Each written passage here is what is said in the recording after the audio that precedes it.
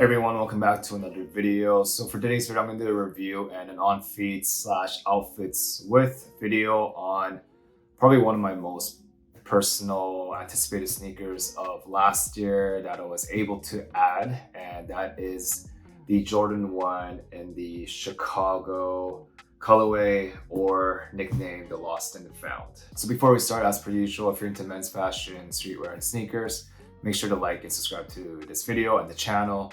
And also follow my Instagram account at jaeyoonfits, where I post content as well. So when I heard about this releasing last year, and I think I heard the news like early 2022 or even like late 2021, I knew for 2022, if there's one shoe I had to get, no matter what, it would be this one. And closer to release date, I remember I entered so many raffles. I can probably like 50 raffles.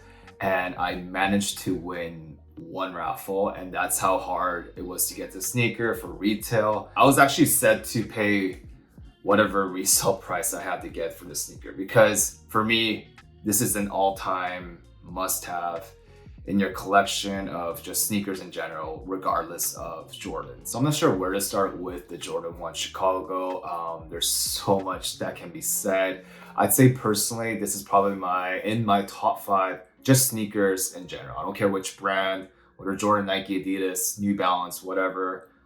It's in my top 5 favorite sneakers of all time. I'd say in terms of just Jordans, probably my personal top 5 favorite. And I actually thought about that list earlier, and I'd say my top 5 favorite Jordans of all time, and this is obviously included, would be the White Cement 4, the Bread 4, the White Cement 3, Black Cement 3, and then this would be my top 5 Jordans.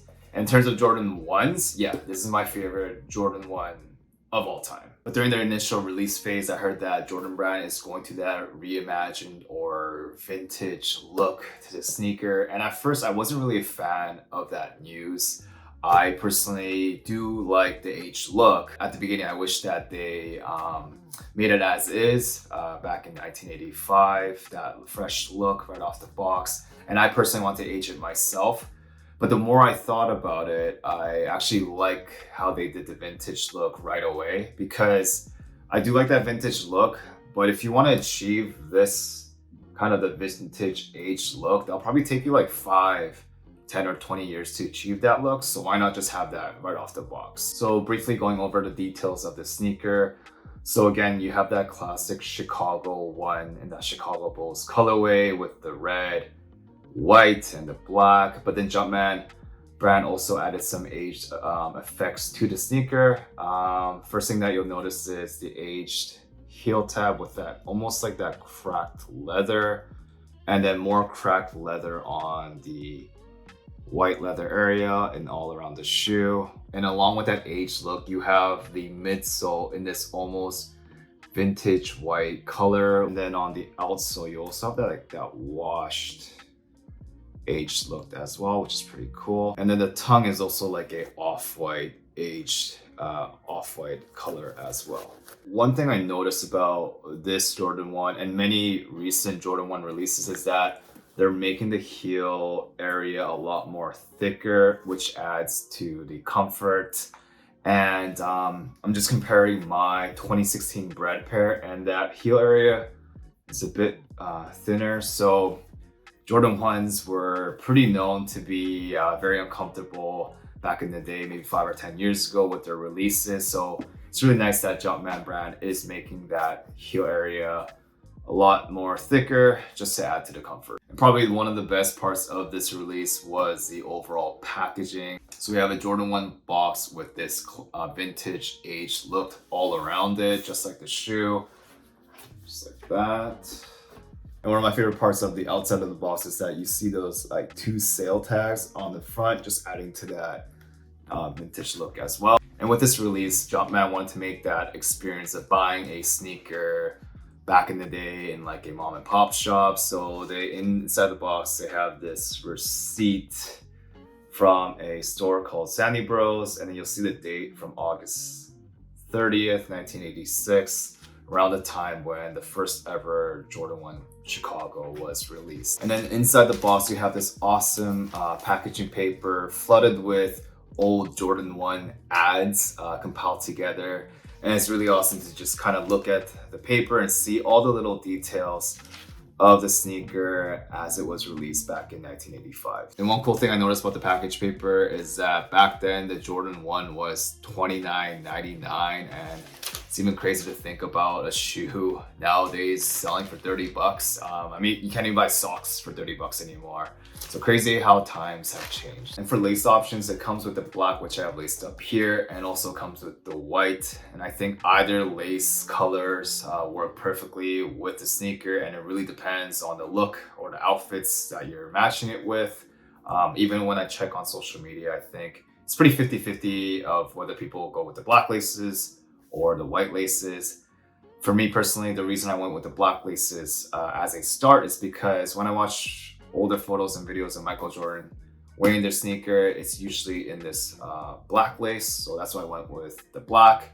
But down the road, I'm pretty sure I'll try out the white laces as well. And of course, in this channel, I really like to focus on the outfits that I'll pair with sneakers, and you really can't go wrong with styling the Jordan 1 Chicago. I just can't think of any colors that wouldn't work with the sneaker. And with Jordan 1s, particularly the Chicago colorway, I feel like you can take any simple or neutral looking outfit, and if you add this shoe, it gives it that retro pop to it that is easily recognizable by anybody. And for many who are not even sneakerheads or not into sneakers, when they see a Jordan 1 or this Chicago colorway, they know it's the Nike shoe.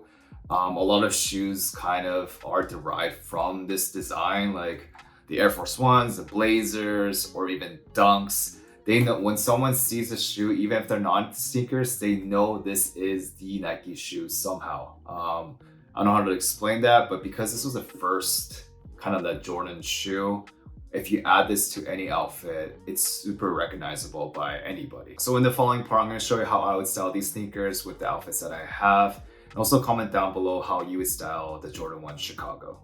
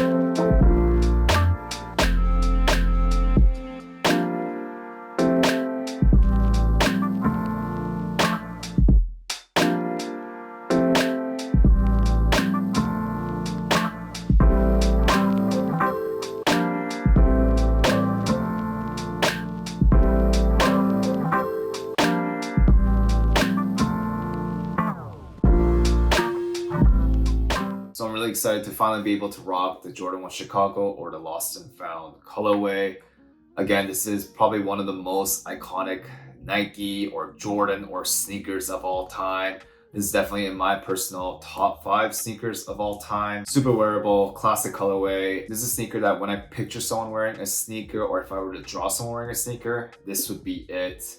So I'm really happy to add this to my collection, and I'm sure for many sneakerheads, this was a must buy from last year and an essential in your collection. And if you want a good reference of him wearing this sneaker in the court, check out probably any YouTube highlight about him scoring that 63 against the Celtics. I think it was like his second or first year in the playoffs, and he's wearing this, scorching the Celtics back when they had that prime team with Larry Bird and Kevin McHale.